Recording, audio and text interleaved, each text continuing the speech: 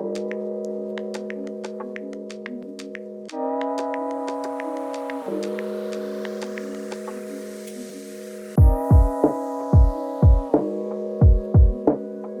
teammates, and happy Tenia Tuesday. I'm so excited to take you guys along this video because you guys did see a little bit of my classroom setup and how I got my room to look like the way it is, but I do want to give you guys a full in-depth tour now that we've been using it for a little bit and I have all of my systems in place as well. It is now like the third or fourth week of school.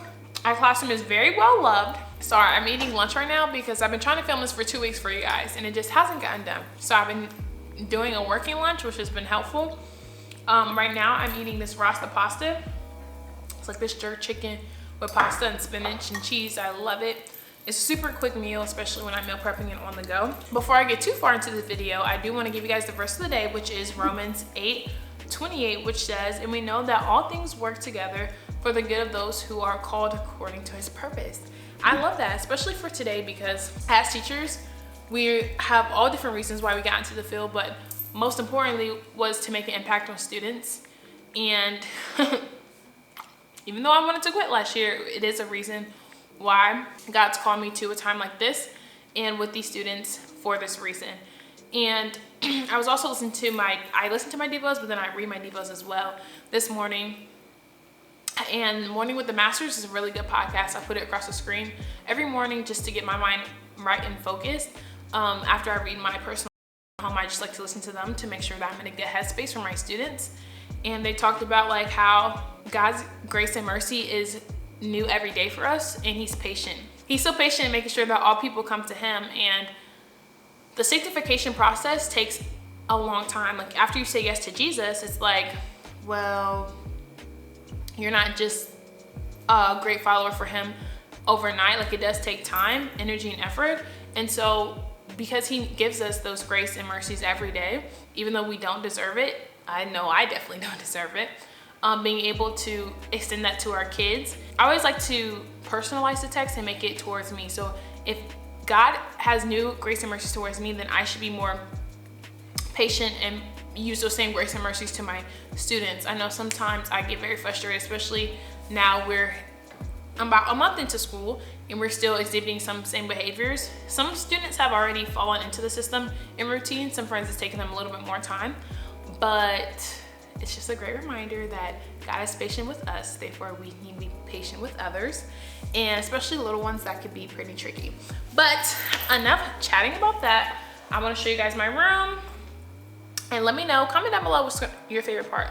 So let's get started. Alrighty, so right here we have our writing center, and we just introduced the formula for paragraph writing today, and we are introducing our nouns, verbs, and adjectives. So right now we have these up on our board. But yeah, these are where students can proofread their sentences, check with a partner, and then I also like to do partner swaps. Like, is this a correct sentence? This is not a correct sentence. And right now we've been doing it just with sentences. Right now we're just starting one paragraph, getting one paragraph together with the topic sentence, elaboration and evidence, so that they have a strong idea of what one paragraph looks like, and then we can build on from there. And I wasn't as intentional about this last year, but I'm super intentional about it this year. And so I'm glad we have this writing station. And I don't want you guys to get too close, but we also have our school-wide literacy plan up here, which is annotations, making sure all students are annotating correctly and interacting with the text. And then we also have text questions, which is really hard because third grade, for those guys who do not know, I teach third grade. And it is the 2024-2025 school year. It's crazy to say 2025. I thought I said that at the beginning. Making sure that they're interacting with the text. And because it is big third grade, they have to go back and analyze the text. And I like to use colors and highlighters to make it fun for them. Oh, let's go back and see where this part of the evidence, where this evidence is in the text. We also have evidence response based questioning and answers.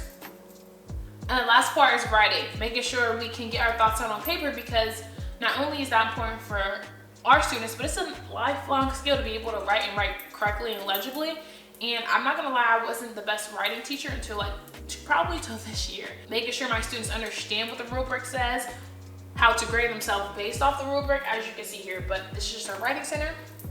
And then here's where we track online learning, and I have my initiatives on this wall. I'm not going to show you because I don't want you guys to see my students' names.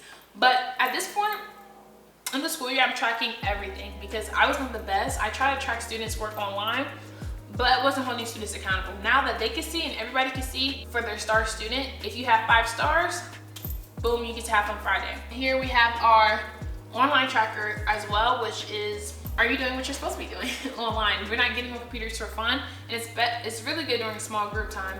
We can do rotations, and they have stuff to do, and I have stuff to do as well. When it's that time, some friends are with me, some friends rotate at their seat based off of their reading skill, things like that. I did a whole video on how I do small groups and running small groups. I actually did that last December. It's crazy, it was that time ago. I also want to stop and pause right here for everyone that donated to my classroom, giving me supplies. My students and I really appreciate it because, like pencils, we go through that like crazy. Our writing workbooks, baggy books, like there's so many things that I just couldn't have had without you guys. So I'm super appreciative of that. And then here, as you can see, I have my foundations chart. We're actually on unit 2. I need to change it.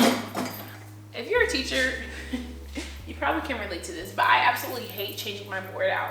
Like, nobody reads it. Yes, I go over my objectives and what students should be able to do, but these sets were not this close in my first block. And as you can see, they have smushed it together during my second block, so I do have to fix these. These are my desks, and they have changed my classroom setup because they just weren't working. Some students belong better in a group, some students belong better in the island, and so that's that. I just got the hiccups all of a sudden. But this is my teacher stand. I was over there last year and I just felt like I was disconnected. Right here, I was like, why am I in the middle of the board? But I realized that my proximity as I'm teaching has helped a lot of students this year. And everything I need, like our annotation sheets right here, and then my teacher materials that I may need, the remote for my projector, and all the things. Everything I need is right here. So as I'm teaching, whether it's my curriculum book, my lesson plan, and it's able to be projected over here so that I can model, I do. And then we do something together, whether it's whiteboards, exit ticket, whatever. And then they do the independent practice and turn it into block 1. Now, this has been super helpful this year. I'm actually mad I didn't think of this my first year and my second year, but every year I grow and do better. So I love that my teacher station is here, and then we'll move over to the library. So this is my library, and right now it's not the way I want it to be because it's quite a hot mess. When I was out the room, a teacher did let the students destroy my library. So right now this is like an earned privilege thing because I still have to get it back up, but this is real teacher talk. And I allow students to come over here if they have earned student of the week or like a privilege to do the computer work right here. I have a little coffee table. I'm pretty sure I've thrifted this, but yeah, them and a friend can come sit over here. And then above me, I have my data wall where it shows if students are red, yellow, green, if they're 1 grade level below, 2 grade level below. And the goal is to catch them up during small group. But this is my library and I love it a lot.